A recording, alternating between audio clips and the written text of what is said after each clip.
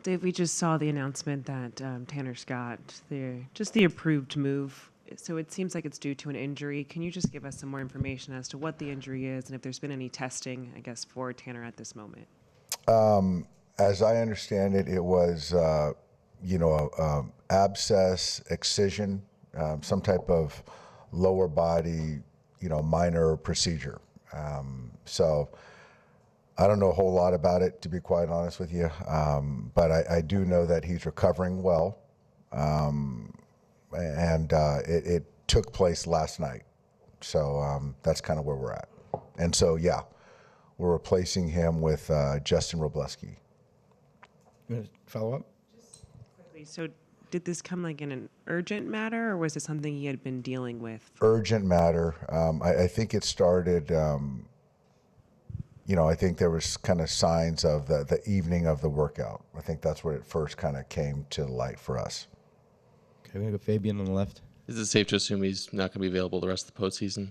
I wouldn't close that door. I think obviously the way that the rules are structured, he won't be available for the CS, but I still feel that the World Series, if we're fortunate enough to get there, earn our way there, then he'll be available. Was there a possibility that you guys could have tried to get him off the roster before yesterday's game, or was that something where there was a delay there that required? I don't think that we knew exactly the extent of it. And so to kind of make that preemptive decision, I think we are probably a little bit more in flux. We go Jack, right here in the middle.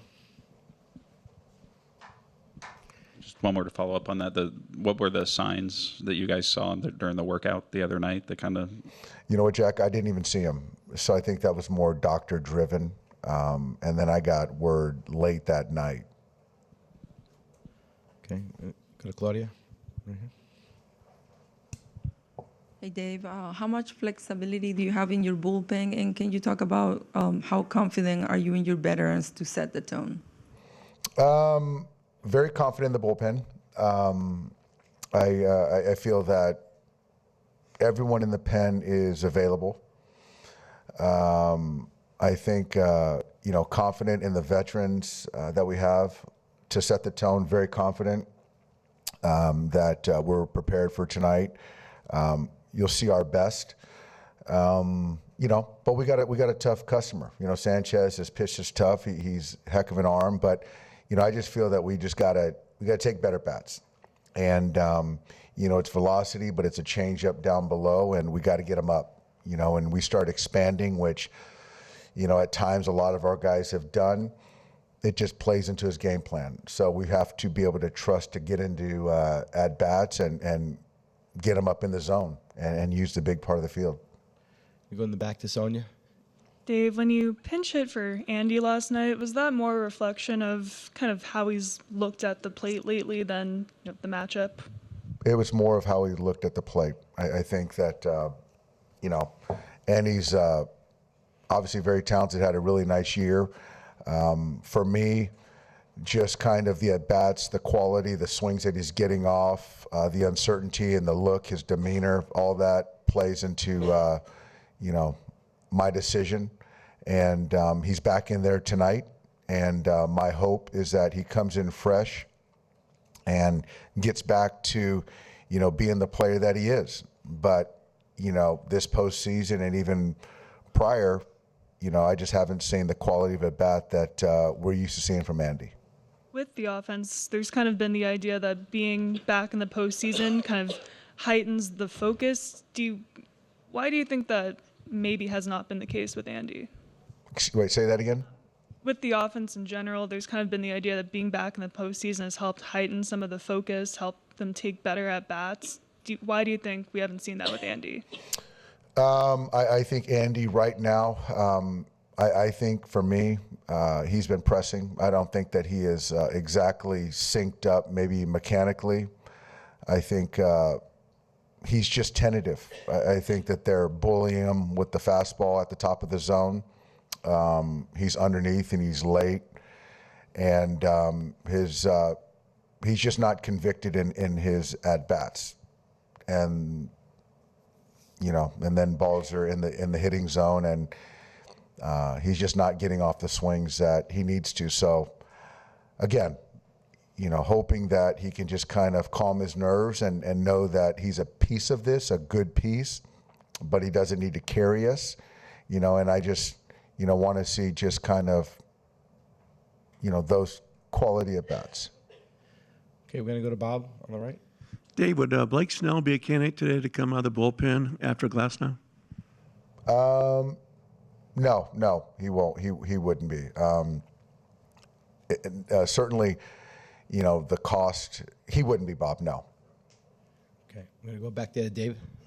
Dave, the last month of the regular season, you were pretty open about challenging Glasnow to just be more competitive when things aren't going perfect on the mound. Is today the biggest test to see whether or not all of those talks come to fruition? Absolutely. We're, this is the moment that I know he's been really looking forward to, a reason why he, is excited about being a Dodger and pitching in games like this. And I think that he's a very mechanical person, self-admitted, but I think that getting him to the point of just being in compete mode and trusting his stuff, knowing that, he's the best option out there, I think this is the moment that we've been waiting for. I expect him to pitch well and, deliver for us. Okay, we're going to go to Bill on the left. Yeah, with Andy, has this bled into his defense? He had the bad throw last night. Kind of misplayed the triple in the corner in Philly. I don't know. I don't think so, Bill. I think that, you could argue that, earlier this year maybe, at times maybe. But the play in Philly was a tougher play. Even last night, I felt Munch should have come up and cut that ball off. And so it was an error for the center fielder, but I don't think that was a bad throw. I really don't. Okay, we're going to go in the first row here to Kevin. You can't afford to lose this game, and you don't want to, but, their backs are against the wall, yours aren't. So how do you play that? If you get late in the game and you have a chance to win, do you just go super aggressive or do you hold back a little bit knowing that you got one more game if you need it? Like empty the bullpen out, that kind of stuff. This is a game that you go to win the game. You have an off day tomorrow. So this is a game that you go and exhaust all your resources to win tonight. We good? Okay, one more. I'll take Carrie on the right. Dave, with the kind of night that the Phillies' big three had last night, how important is it for Tyler in the first inning?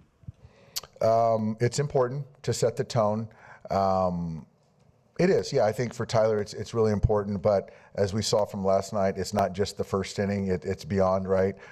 So it's important for him to just attack these guys with his 4-pitch mix and be aggressive and not run from these guys. So, but you got to make good pitches. They're good hitters, and if you get him into good counts, then certainly you see what can happen. So, got to attack these guys, and Tyler is the right guy for tonight. I really believe in him tonight.